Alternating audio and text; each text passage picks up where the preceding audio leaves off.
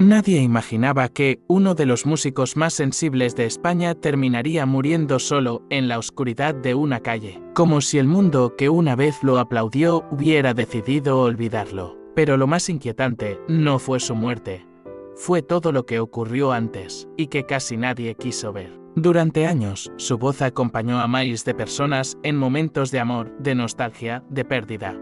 Sus canciones no solo se escuchaban, se sentían. Había algo en ellas que parecía demasiado real, demasiado íntimo, como si cada palabra escondiera una herida abierta. Y quizás así era. Porque detrás del escenario, lejos de los aplausos, Enrique Urquijo llevaba una batalla silenciosa. Una que no aparecía en entrevistas ni en portadas de revistas. Una lucha que lo fue consumiendo poco a poco, día tras día. Mientras el público seguía coreando sus canciones sin imaginar lo que realmente estaba pasando. Algunos dicen que su caída fue inevitable. Otros creen que hubo momentos en los que todo pudo ser diferente. Pero hay una pregunta que sigue flotando en el aire incluso después de tantos años. ¿Cómo puede alguien rodeado de éxito, música y reconocimiento terminar completamente solo? Esta no es solo la historia de un cantante. Es la historia de un hombre que lo tuvo todo y que, en silencio, lo fue perdiendo. Y lo más perturbador de todo es que las señales siempre estuvieron ahí, solo que nadie quiso escucharlas. En la España de finales de los años 70 y principios de los 80, el país estaba cambiando a una velocidad vertiginosa. Tras décadas de silencio y represión, una nueva generación comenzaba a encontrar su voz. Las calles de Madrid se llenaban de música, de libertad, de excesos. Era el nacimiento de una época que más tarde sería conocida como la movida madrileña. Un fenómeno cultural que transformó para siempre el panorama artístico del país. En medio de ese torbellino apareció Enrique Urquijo, a diferencia de otros artistas de su generación, que apostaban por lo provocador o lo extravagante.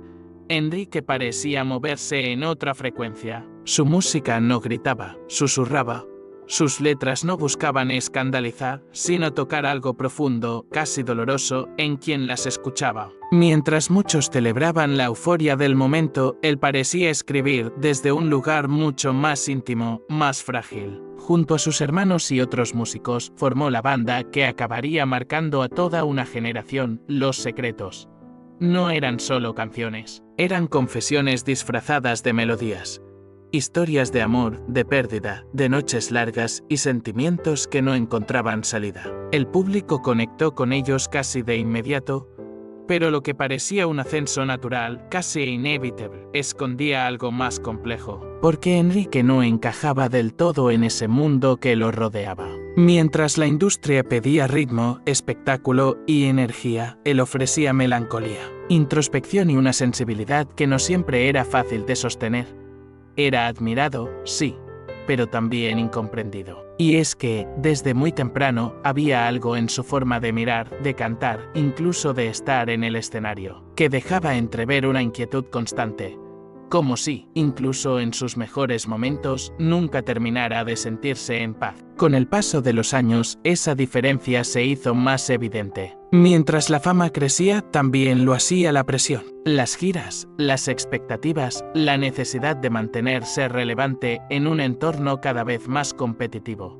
Todo empezaba a pesar. Y en ese contexto, Enrique comenzó a refugiarse en algo que, al principio, parecía solo una forma de escapar. Pero no lo era. Lo que empezó como una vía de evasión pronto se convirtió en una presencia constante en su vida. Una sombra que lo acompañaba incluso cuando estaba rodeado de gente. Una dependencia silenciosa que, poco a poco, empezó a filtrarse en todo. En su música, en sus relaciones, en su manera de vivir. Sin embargo, desde fuera, todo seguía funcionando.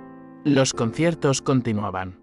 Las canciones seguían llegando. El público seguía ahí. Y eso hacía que fuera aún más difícil ver lo que realmente estaba ocurriendo, porque el problema no era visible todavía, pero estaba creciendo. Y lo más inquietante es que, en muchas de sus canciones, Enrique ya lo estaba contando todo. De forma indirecta, casi como un susurro, dejaba pistas de un dolor que no sabía cómo explicar de otra manera. Era como si su música fuera el único lugar donde podía decir la verdad, una verdad que, en ese momento, muy pocos estaban dispuestos a escuchar. Al principio, todo parecía fluir con una naturalidad casi mágica. Los escenarios se llenaban. Las canciones de Los Secretos comenzaban a convertirse en himnos generacionales y la voz de Enrique Urquijo se colaba en la vida de miles de personas, como si siempre hubiera estado ahí.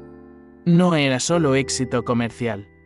Era algo más difícil de explicar, conexión emocional. Había noches en las que el público cantaba sus letras con una intensidad que rozaba lo íntimo, como si cada palabra perteneciera también a quien la escuchaba. Enrique, desde el escenario, parecía observarlo todo con una mezcla de gratitud y distancia. Sonreía, sí, pero nunca del todo. Ese fue su inicio glorioso. Sin grandes escándalos, sin excesos visibles, sin ese aire de estrella inalcanzable que muchos artistas buscaban construir. Enrique era cercano, casi vulnerable. Y quizá por eso mismo, su caída no fue evidente al principio. El primer incidente no llegó con ruido. No hubo titulares ni polémicas. Fue algo mucho más sutil, pequeños cambios. Cancelaciones puntuales.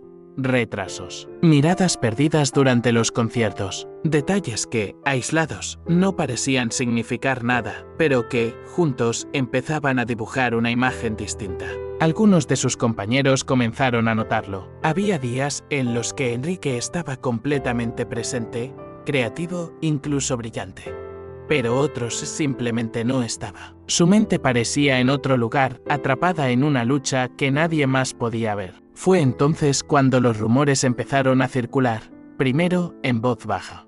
Luego, cada vez con más insistencia. Se hablaba de noches largas, de compañías peligrosas, de decisiones que no encajaban con la imagen del artista sensible que el público conocía. Pero como tantas veces ocurre, la fama actuó como una especie de escudo. Mientras hubiera conciertos, mientras hubiera canciones, todo podía seguir adelante. O eso parecía. Con el paso del tiempo, la escalada se volvió imposible de ignorar. Las ausencias se hicieron más frecuentes. La energía en el escenario ya no era la misma. Había momentos en los que su voz sonaba más frágil, más cansada, como si cada canción exigiera un esfuerzo mayor que el anterior. Y aún así, el público seguía ahí cantando, aplaudiendo, esperando. Pero detrás de esa imagen que aún se sostenía, la realidad era otra. Enrique estaba perdiendo el control. No de golpe, no de forma espectacular, sino de la manera más silenciosa y devastadora posible, poco a poco. Las relaciones personales comenzaron a resentirse. Las decisiones se volvieron erráticas. Y lo que en otro momento habría sido solo una etapa difícil, empezó a transformarse en algo más profundo, más oscuro. Un conflicto interno constante. Había quienes intentaron ayudarlo. Amigos, familiares, incluso compañeros de la industria, personas que veían lo que estaba ocurriendo y que intentaron, de diferentes maneras, sacarlo de ese camino. Pero no siempre es fácil salvar a alguien que no sabe cómo salvarse a sí mismo. Y Enrique, en el fondo, parecía saberlo.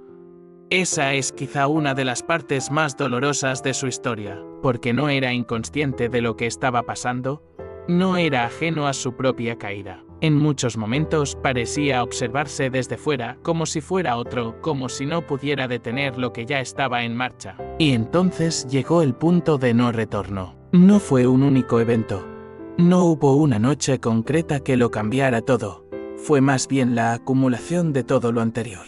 El desgaste, el cansancio, la sensación de estar atrapado en una espiral de la que no encontraba salida. Su música, sin embargo, seguía hablando. Más oscura, más directa, más honesta que nunca. Como si, a través de ella, intentara dejar constancia de algo que sabía que no podría explicar de otra forma. Y mientras tanto, el mundo seguía girando. Los conciertos continuaban, aunque con altibajos. La banda seguía adelante, adaptándose, resistiendo. Pero ya nada era como antes, porque el Enrique que había conquistado al público empezaba a desaparecer. No de forma abrupta, sino como se apagan las luces al final de una noche larga lentamente, casi sin que nadie lo note, hasta que, cuando uno quiere darse cuenta, ya es demasiado tarde. Hubo un momento en el que todo dejó de ser un rumor. Ya no eran solo sospechas ni comentarios en voz baja entre bastidores. La realidad había empezado a filtrarse de una manera imposible de ignorar. Y lo más inquietante es que no llegó como una explosión, sino como una certeza silenciosa que se instaló poco a poco. Enrique Urquijo ya no era el mismo. Quienes lo conocían de cerca lo describían como alguien que vivía entre dos mundos. Por un lado, el artista capaz de escribir algunas de las canciones más sinceras y conmovedoras de su generación. Por otro, un hombre atrapado en una rutina autodestructiva de la que parecía incapaz de salir. ¿No era solo la adicción? Era algo más profundo. Una especie de vacío constante, una melancolía que no desaparecía ni siquiera en los momentos de éxito. Algunos testimonios de personas cercanas hablaban de largas noches en las que Enrique apenas dormía, de conversaciones en las que dejaba entrever un cansancio emocional difícil de explicar. Había días en los que parecía estar bien, pero sus ojos decían otra cosa. Esa frase, repetida por quienes lo rodeaban, resume quizá mejor que ninguna otra lo que estaba ocurriendo, porque la batalla real no era visible. No había cámaras captando esos momentos. No había titulares que hablaran de su estado interior, pero estaba ahí, creciendo, ocupando cada vez más espacio en su vida. Entre bambalinas, la situación era cada vez más tensa. Las grabaciones se volvían complicadas. Los compromisos profesionales difíciles de cumplir. Y aunque la música seguía siendo su refugio, también se estaba convirtiendo en un espejo demasiado honesto. Cada letra, cada interpretación parecía cargar con un peso mayor. Como si, en el fondo, Enrique supiera que estaba dejando un rastro, un mensaje. Algo que alguien, en algún momento, entendería. La reacción de los medios, sin embargo, fue ambigua. Durante mucho tiempo, optaron por mirar hacia otro lado. La figura del artista sensible, del músico atormentado, encajaba demasiado bien en cierto imaginario romántico. Y eso hizo que muchas señales se normalizaran, que se interpretaran como parte del personaje. Pero no lo eran, eran advertencias. El público, por su parte, vivía una desconexión extraña. Seguían escuchando sus canciones, asistiendo a sus conciertos, emocionándose con su voz. Pero la mayoría no era consciente de hasta qué punto esa emoción estaba ligada a una realidad mucho más oscura. Y entonces llegó el final. Sin escándalos, sin titulares previos que prepararan al mundo para lo que iba a ocurrir. El 17 de noviembre de 1999, Enrique Urquijo fue encontrado sin vida en un portal de Madrid, solo, en silencio. La causa oficial habló de una sobredosis, una explicación directa, casi fría, para una historia que estaba llena de matices, de contradicciones, de preguntas sin respuesta. Porque, aunque la causa fuera conocida, el verdadero porqué seguía siendo un misterio. ¿Qué había pasado exactamente en sus últimos días? ¿Hubo un punto en el que todo pudo cambiar? ¿O su destino ya estaba marcado mucho antes? Las reacciones no tardaron en llegar. Compañeros de profesión, amigos, fans, todos intentaban entender lo que había ocurrido. Las palabras se repetían: tristeza, injusto, demasiado pronto, pero ninguna de ellas parecía suficiente. Porque lo que realmente impactaba no era solo su muerte. Era la sensación de que, de alguna manera, todo había estado anunciado. Que sus canciones, sus silencios, sus ausencias, habían sido señales que nadie supo o quiso interpretar a tiempo. Y así, la figura de Enrique comenzó a transformarse. De artista a leyenda. De historia real a recuerdo cargado de nostalgia y preguntas. Porque cuando alguien se va de esa manera, no deja solo un vacío, deja también una inquietud, una sensación de que hay algo más que nunca llegaremos a comprender del todo. Hablar de Enrique Urquijo no es fácil. No lo es porque su historia no encaja en una sola categoría. No fue solo un cantante, ni solo un artista marcado por sus demonios. Fue, en muchos sentidos, un reflejo incómodo de una verdad que el mundo del espectáculo rara vez quiere admitir. Porque detrás del talento, del éxito y de los aplausos, existen historias que no siempre terminan bien. Y la suya es una de ellas. Desde la perspectiva de este canal, Enrique no debería ser recordado únicamente por su caída. Reducir su historia a una adicción o a un final trágico sería ignorar lo más importante: su capacidad de conectar con las emociones más profundas de quienes lo escuchaban. Hay artistas que interpretan canciones y hay otros que parecen vivirlas. Enrique pertenecía a este segundo grupo. Su voz no buscaba impresionar, buscaba decir algo. Y eso, en una industria que muchas veces prioriza la apariencia sobre la autenticidad, es algo excepcional. Sin embargo, también es necesario mirar su historia con honestidad, porque si algo deja claro su caso es que el talento no protege del dolor, que el reconocimiento no garantiza estabilidad, y que, en ocasiones, el mismo lugar que te eleva puede convertirse en el escenario de tu caída. Enrique no fue el único artista en enfrentarse a ese tipo de presión, pero sí fue uno de los que lo vivió de una manera más visible, más expuesta, más difícil de ignorar con el paso del tiempo. Hay quienes sostienen que su historia era inevitable, que su personalidad, su sensibilidad, su forma de entender la música y la vida lo llevaban, de alguna manera, hacia ese desenlace. Pero esa idea, aunque tentadora, puede ser peligrosa, porque convierte una tragedia en destino, y al hacerlo, elimina cualquier posibilidad de reflexión real. Tal vez no era inevitable. Tal vez hubo momentos en los que todo pudo ser distinto. Tal vez hubo decisiones, circunstancias, ausencias que marcaron la diferencia. Y ahí es donde esta historia deja de ser solo la de un artista y se convierte en algo más amplio, en una pregunta: ¿qué ocurre cuando alguien pide ayuda de formas que no sabemos reconocer? ¿Qué ocurre cuando el dolor se esconde detrás del talento? ¿Qué responsabilidad tiene el entorno, la industria, incluso el público? No hay respuestas fáciles, pero si hay algo claro, Enrique dejó algo más que canciones. Dejó una huella emocional, una forma de entender la música como un espacio de verdad, incluso cuando esa verdad resulta incómoda. Y quizás por eso, con el paso de los años, su figura no se ha desvanecido. Al contrario, sigue presente en cada persona que encuentra en sus letras algo que no sabe cómo explicar. En cada momento en el que una canción suya suena y parece decir exactamente lo que alguien siente. Desde este canal, no se trata de juzgar, ni de romantizar su dolor. Se trata de mirar su historia completa, con sus luces y sus sombras, con su talento y sus contradicciones, y entender que, a veces, las historias más importantes no son las que terminan bien, sino las que nos obligan a pensar, a cuestionar, a escuchar de otra manera. Porque quizás, si prestamos más atención, algunas señales no volverán a pasar desapercibidas. Ahora la pregunta es para ti. ¿Cuándo escuchas sus canciones hoy? ¿Qué crees que estaba intentando decir realmente?